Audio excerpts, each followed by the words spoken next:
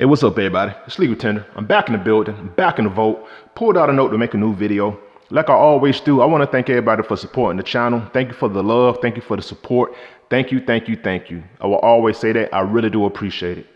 If you're a fan of numismatics, if you're a fan of paper currency, if you're just getting into the hobby of numismatics, stay rocking with me, stay rocking with the channel. Every Tuesday is Legal Tender Tuesday. I will be making a new video every week speaking about something new, different, and interesting within the realm of numismatics. If you have any questions, comments, or input, put it down in the comments section. I respond to everything as soon as possible, and I read all the comments, and I really love reading your comments. I be learning a lot from them, so keep that going. Throughout the video, if I say something that isn't 100% accurate or it's a little different from what you know, let me know via the comments. I will go back, hit the books, do my research, and make sure that I have the right information moving forward. All right, so with that being said, let's get into today's episode. All right, so today, the note that I pulled out is this right here. It's a $1,000 bill, and it is known as a high denomination note. And I'll tell you why in a minute. All right, so like I said, we have a $1,000 note. As always, you can tell the currency type up top, a Federal Reserve note. And we know that all Federal Reserve notes have the distinction of having a green Treasury seal and green serial numbers. This note right here happens to be a LGS, a light green seal, and it is series year 1934A. Can be found on this side as well. It was issued from the Federal Reserve Bank of Chicago, which is the 7th Federal Reserve District. All right, so like I said, this note right here is known as a high denomination note. And the explanation behind that is any note that has a monetary value of higher than $100 falls into the category of being a high denomination note. And there was a couple notes that was printed and issued that fall into that category. All right, so we zoom in a little bit. All right, so like I said, any note that is higher than $100 in monetary value is a high denomination note. And we have the $500 note, the $1,000 note, the $5,000 note, and we have the $10,000 note. So, like I said, these are high denomination bills, but I like to call this low-high denomination bills. And the reason I'm calling this $1,000 note a low-high denomination is because of the notes that was printed. The $500 note and the $1,000 note are the notes that are realistically obtainable.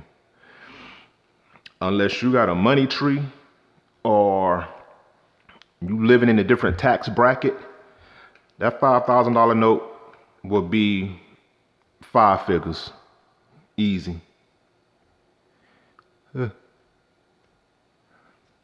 And this $10,000 note, you're looking at 6 figures right here. Now, I can't afford that by any stretch of the imagination. So that is why I'm saying that this 1,000 and the $500 note are, like I said, realistically obtainable. Like you can purchase this with savings and things like that. So obviously I got one, and all my notes that I show are actual legit legal tender real currency, not reproductions. So happy that I got this in the collection, but I did have to save a lot of coins to get this. So that's why I call this a low high denomination. If you see me with a $5,000 bill or a $10,000 note, I'm doing pretty all right. So let's get into this bill right here, the $1,000 note. All right, so the $1,000 bill has an image of Grover Cleveland. Now, Stephen Grover Cleveland, he was born on March 18th in 1837 and died June 24th, 1908. He was an American politician who served 2 terms as the President of the United States. He was the 22nd and the 24th president. His first term in office was from 1885 until 1889, and his second term in office was from 1893 to 1897. The Fed and the Treasury discontinued the $1,000 bill in 1969, and it was last printed in 1945. Now, Grover Cleveland was the second individual to have his image on the $1,000 bill. The original $1,000 bill was printed in 1918 and featured the image of Alexander Hamilton on the front.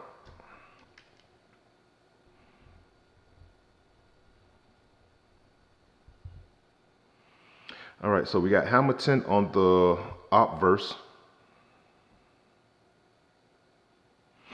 As I zoom in a little bit.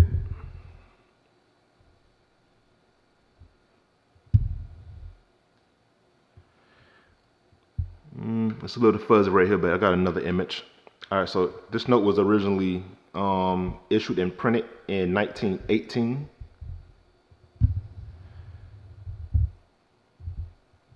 And on the reverse of the note, you will see some familiar images. You have the nation's symbol, the American bald eagle with outstretched wings.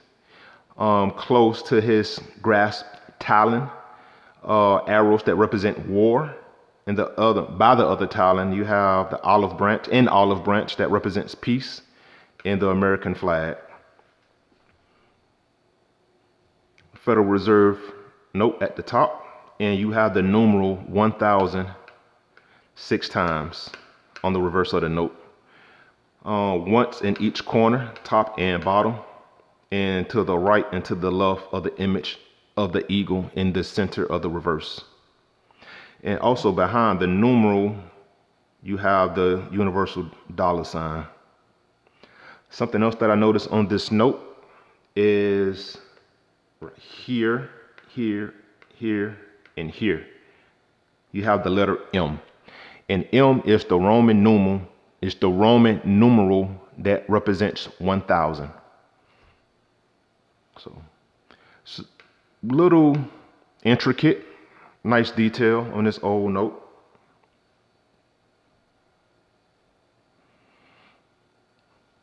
Let's see, zoom in a little bit.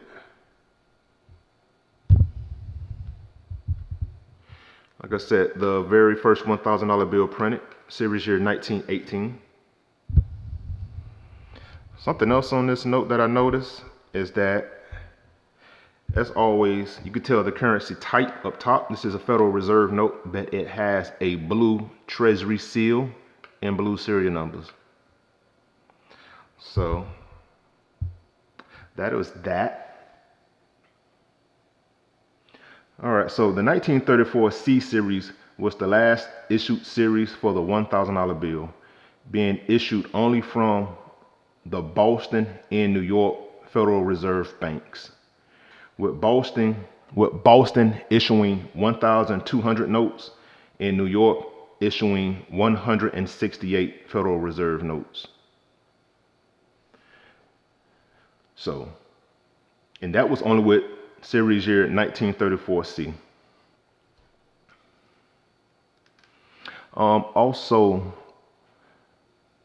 now we all know that Alexander Hamilton served as the first Secretary of Treasury from 1789 until 1795 during George Washington's presidency, and his image appeared on the $10 note and the $1,000 note as well. Now, this might have caused some confusion to some people, so that is why they removed his image from the $1,000 bill and replaced it with Grover Cleveland, with his image still remaining on the $10 note. The $1,000 bill came in the following currency types. It came in gold certificates and also Federal Reserve notes. So I want to say they removed his image in series year, starting with series year 1928, and that's when we got the image of Grover Cleveland. Now, what was the purpose of the $1,000 bill? The Continental Congress began issuing paper money in an attempt to help finance the Revolutionary War. So when it's all said and done, they printed the $1,000 bill to help finance the Revolutionary War. But another reason, I believe, is that it was just easier to transport that large sum of money, because the larger the denomination of the bill is, the easier it is in regards to logistics.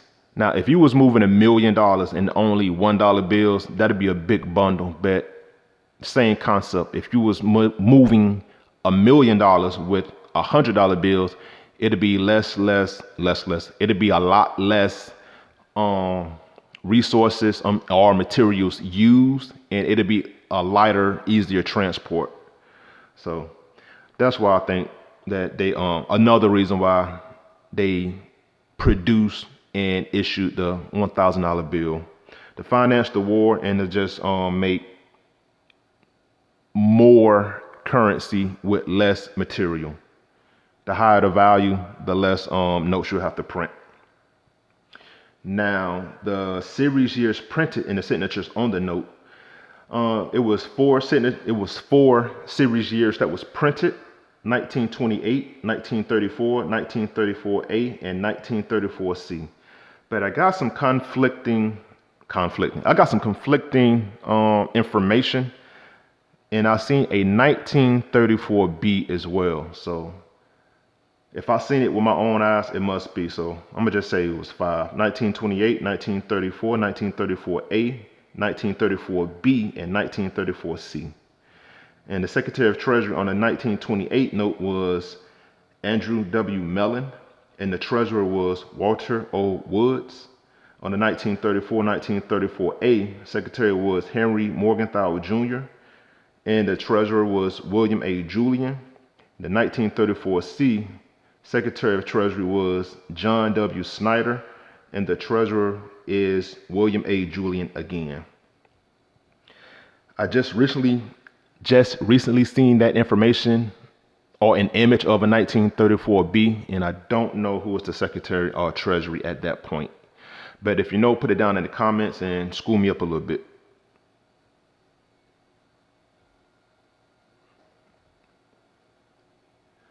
All right, so spoke about the front. Let's speak about the reverse. Now, the reverse, it has a pretty simplistic background. In the center, the majority is a plain white surface with a few minor ornate designs on it, and it reads the United States of America, $1,000. But with a value that high, I guess that's all you need to put on it. You have the numeral 1,000 8 times. 1, 2, 3, 4, 5, 6, 7, 8, with 1 being in each of the corners and twice at the top and twice at the bottom. No Roman numerals that represent the 1,000 on this. Just the numeral 1,000. That's it. And like I said, on the obverse, image of Stephen Grover Cleveland. And that is it. So let's talk about fun facts. All right, so we already identified the fact that Hamilton was on the 10 in a $1,000 note, and he was replaced by Grover Cleveland to reduce confusion. And Hamilton still remains on the $10,000. Correction, he still remains on the $10 bill. Did you know that Grover Cleveland is one of 14 United States presidents that served 2 full terms in office? And also, Grover Cleveland is the only president to have served 2 non-consecutive terms as the president of the United States as of 2023, that is. And the last fun fact is that of all currency printed, and we're talking about high denomination notes here, all high denomination bills do not have any structures on the reverse of the note. Only numerical identifiers that state the monetary value of that note. And this is what I'm talking about. See with the $500 bill. That's all we got right there. Now I'll be doing an episode on the $500 note in the future, so stay tuned for that. $1,000 bill, nothing. As we've seen here.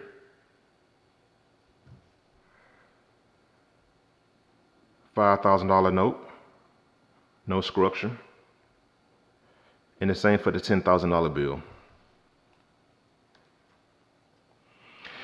All right, so those are the fun facts and my highest low high denomination bill.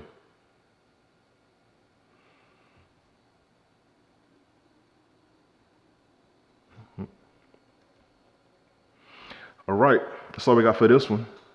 Until next time, keep it legal, keep it tender. Talk to you soon.